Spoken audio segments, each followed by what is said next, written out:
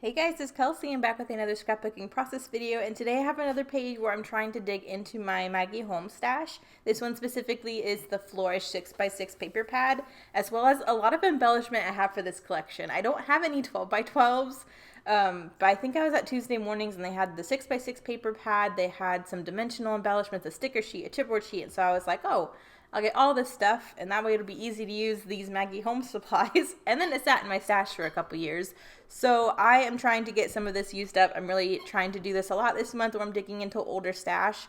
Because I don't have a 12x12, I pulled in this really rich wood grain tile background. I don't know what collection it's from. I do know it's American Crafts. But there's a lot of like really rich tones in the florist collection, so I thought using a dark wood grain like this would be perfect, especially because my photos are of this custom step that me and Benoit made for the girls at Cavalia who had to get up on the giant draft horses bareback.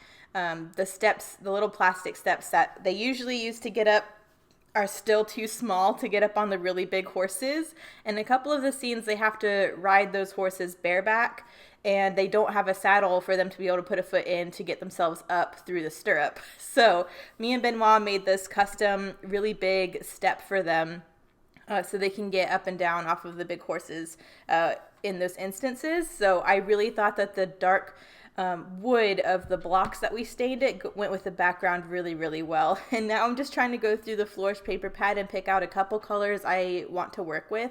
I love this ombre photo here. It almost looks like a bird's eye view of a beach if the sand was pink. It's very, very pretty. It has this aqua going into this pink, and it really reminds me of a beach to me. I don't know why, but I just love those two colors together, and I loved how bright they were on this darker wood grain. So I'm trying to go with that, and there's a couple scraps of this other kind of tealy color that goes with that paper, so I'm going to pull that in as my other pattern paper. I just stuck these three photos together in a column that's going to run down the page. I really like doing that when I have three horizontal or three portrait 4x6s. I really like stacking them up like this and just having them run down the side of the page. So now that I have that down, I'm just trying to get a couple more paper layers before I really try to embellish. I knew I wanted more than just this big banner down here. So I think having this teal scrap running up either side makes it look like there's a larger pattern that kind of runs behind those photos so that it's more, I don't know, included in the page. It kind of felt like those photos were kind of just stuck on, not having anything else layered up behind them, so that kind of helps. I only had a scrap of this left. You can see I have a whole 6x6 to the left there if I really need it, but I was trying not to cut into another full sheet if I could use this little scrap the way I intended. So I just cut a tiny bit of it off to have some pinking out of the right side. So it looks like it's a bigger piece, and then I'm going to tuck those two little scraps down at the bottom, so hopefully it'll look like that piece runs the full length of the page. It's a little fiddly because those are tiny little scraps, so I just pulled in my little tweezers to get that done, but those are pretty much my paper layers. Like I said, I don't have any 12x12, I just have this little 6x6 paper pad. But I have a ton of embellishment, so I wanted to just get a couple paper layers on here and then really try and play with all this embellishment I have. I really wanted to pull from each type of embellishment that I bought. So off this dimensional sheet, I really liked these little tissue, I don't know what you would call those little tissue banners. There's an aqua and a pink one, so I wanted to pull both of those in because they're in my color scheme. I really loved the dimension that those added. And then you can see I'm going through my sticker sheet and trying to pull off anything in this color scheme. And then I'm also going through my chipboard sheet there and pulling in anything that's in my color scheme. I find this really helpful when I have a ton of embellishment, especially a bunch of different types of embellishment, to go through it all and just pick out the main stuff I want to use from it and pull it together like I did here, where I just stuck them all to this little photo organizer. That way I don't have the whole sticker sheet and chipboard sheet to look at. I just have what I wanted to pull in on this page, and it's a little less overwhelming that way, and it really helps me focus on the particular embellishments I'm wanting to get used up. I did want a couple bigger chipboard sheets though, so I went through and pulled out everything that was in the color scheme, but I really wanted to pull in one of these more awkward type chipboard bits. I thought about the peacock just because of the colors, But I ended up going with this deer instead. I know there's a lot of this pink and blue that are going on through the pattern papers and the embellishment. So I thought it might be nice if my focal point for my big cluster was more of a toned down brown, just to pull that back in from the background. So I have the deer.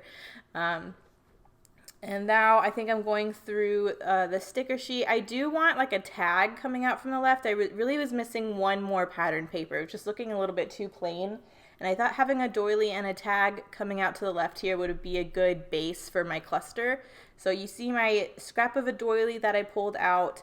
Now I'm just trying to go through my pattern papers and find a third pattern paper that I thought went with what I already had started on this page, and just cut a tag, just so I have one more kind of papery thing. So I pulled out this multicolored stripe, and I'm just going to try and stick. I'm going to pull in a little bit of the green, but I'm trying to stick with the more peachy pinks from that paper, because I feel like that went the best with the pattern papers I'm already using.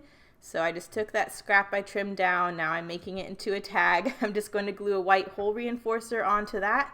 And then for my twine, I thought about doing my white and gold twine.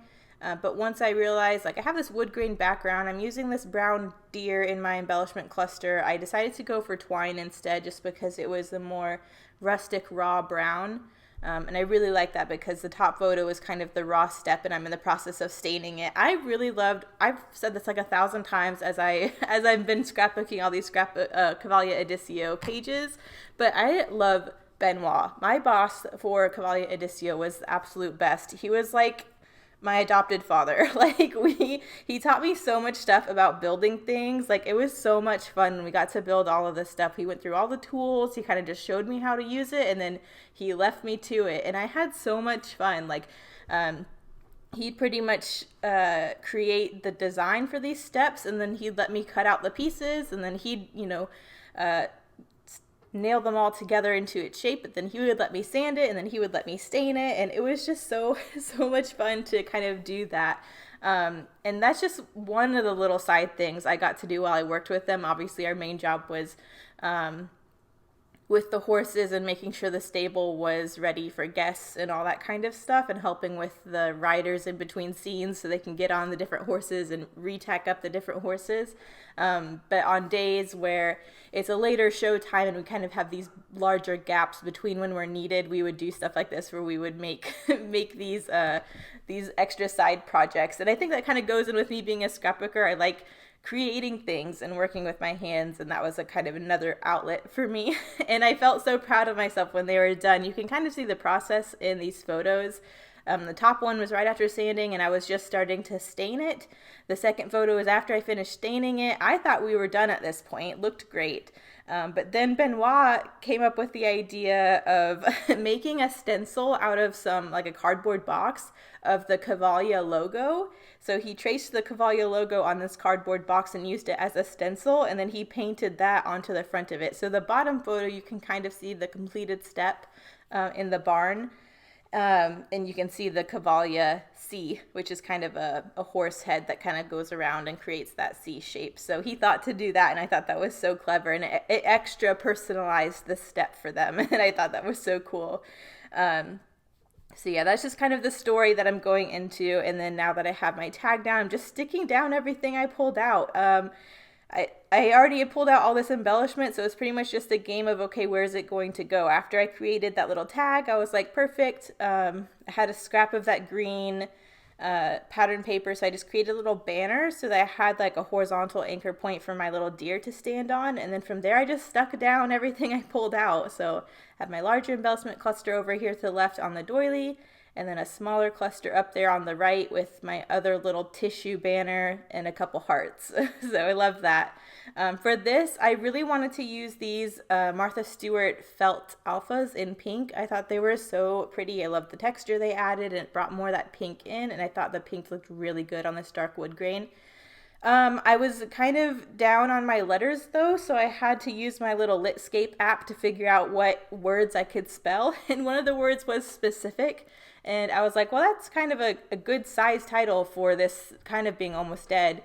So I decided I would try and make that work in my title somehow. So I'm using specific in pink, and then I'm going with those little white foam alphas to say job, just because there's so many little specific parts of this job, such as these kind of side jobs that we get to do, that I really wanted to document. So I don't know if that makes sense or not, but it used the alphas I wanted to use, and it makes sense to me. And then since I used those Martha Stewart felt alphas, there's a ton of like little felt hearts that are on there, and I figured it would be really nice to add those into my embellishment cluster just to bring that pink and that felt texture around the page. So you can see me just adding those in a couple areas, and I think those look really sweet. And then the bottom, I'm just doing a little bit of journaling in white. It says Benoit and I built this custom step so the girls could get up bareback on the drafts, and a little doodly heart. So I'm trying to think if I do anything else, but I'm pretty sure this is it. I think the close-ups are coming up here in a minute. Thank you guys so much for watching, and I'll see you in the next one. Bye.